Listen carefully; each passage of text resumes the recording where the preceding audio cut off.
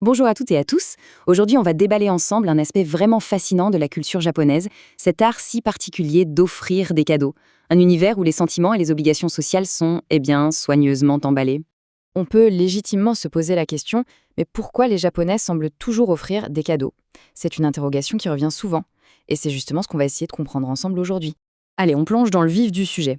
Il faut savoir qu'au Japon, offrir des cadeaux, c'est une activité à l'année. Ce n'est pas du tout réservé aux grandes occasions, ça fait vraiment partie du quotidien. Et cette culture du don, on la retrouve partout. Il y a les fameux souvenirs de voyage, les omiyage, il y a les cadeaux de saison, comme l'oshugen en été et l'osebo en hiver. Quand on rend visite à quelqu'un, on apporte un temiyage. Et il y a même les giri de choco, ces chocolats de la Saint-Valentin qu'on offre un peu par obligation. Bref, c'est omniprésent. Et là, on touche à une différence fondamentale.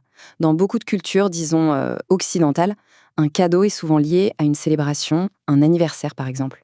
Au Japon, c'est avant tout un outil. Un outil pour quoi faire? Pour entretenir les relations, pour maintenir l'harmonie. C'est un véritable ciment social. Alors, maintenant qu'on a vu ça, on va essayer de décoder le pourquoi derrière tous ces cadeaux. Certains aspects sont assez uniques et peuvent même sembler un peu déroutants au début, mais ils en disent long. Par exemple, la différence entre un souvenir et un omiyage, c'est pas du tout la même chose. Un souvenir, c'est personnel, c'est pour soi, pour se rappeler d'un voyage. L'omiyage, lui, c'est une obligation sociale. C'est un cadeau qu'on rapporte pour sa communauté, ses collègues de bureau par exemple, pour les remercier d'avoir géré en son absence. L'omiyage, c'est donc un cadeau presque obligatoire pour le groupe. C'est une façon de montrer sa gratitude et surtout de préserver l'harmonie, le fameux wa. C'est d'ailleurs pour ça qu'on trouve partout au Japon ces boîtes de gâteaux emballées individuellement. C'est parfait pour distribuer au bureau. On passe à un autre point, capital. Cette citation résume tout. Au Japon, la présentation et l'emballage du cadeau sont tout aussi importants que le cadeau lui-même. L'apparence, c'est primordial. Et cet art de l'emballage, le osso, peut paraître un peu excessif parfois, mais en réalité, c'est une immense marque de respect et d'hospitalité. C'est comme si on enveloppait avec soin ses sentiments pour la personne qui va recevoir le cadeau. Chaque pli du papier, chaque nœud a son importance. Et là, on rentre dans une sorte de boucle sans fin. La réciprocité. Tout commence quand on reçoit un cadeau.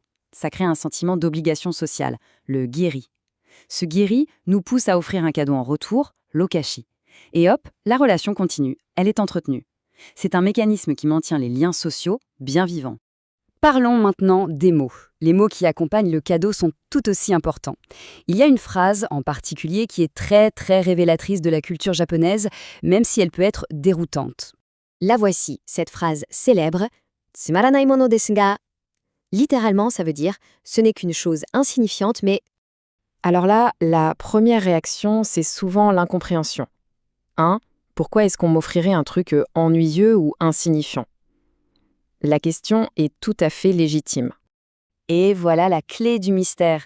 En fait, ça n'a rien à voir avec la qualité du cadeau. C'est une pure expression d'humilité, le kenson. Le vrai message, c'est la personne qui reçoit ce cadeau est si formidable que n'importe quel présent paraîtrait bien modeste en comparaison. C'est une façon de mettre l'autre en valeur tout en restant très humble. Bon, avec toutes ces informations, comment on peut en faire un sujet de conversation concret? Eh bien, voici quelques pistes, des questions parfaites à poser à un partenaire d'échange linguistique. On pourrait commencer par ça.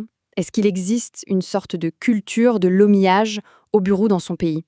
Est-ce que c'est courant de rapporter des petites choses à ses collègues après des vacances?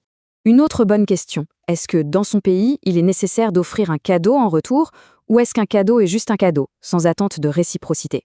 Et enfin, pour comparer les approches, que dit-on généralement en offrant un cadeau? Est-ce qu'on exprime de l'humilité, comme au Japon, ou au contraire on dit quelque chose comme « j'espère que ça va te plaire ». Parfait. Pour finir, récapitulons rapidement les points essentiels et concluons avec une petite réflexion. Alors si on devait retenir 5 mots-clés, ce serait omiyage, le cadeau social par excellence, giri, ce fameux sens du devoir, okaishi, le cadeau en retour, osso, l'art de l'emballage, et bien sûr, kenson, l'expression de l'humilité. Finalement, l'idée la plus importante à retenir, c'est peut-être celle-ci. Comprendre une culture, ce n'est pas juste mémoriser des règles, c'est surtout comprendre le cœur, l'intention qui se cache derrière les mots et les gestes. Et c'est ça qui transforme l'apprentissage d'une langue en une véritable connexion humaine. Alors, continuez d'explorer, de poser des questions et de créer des liens.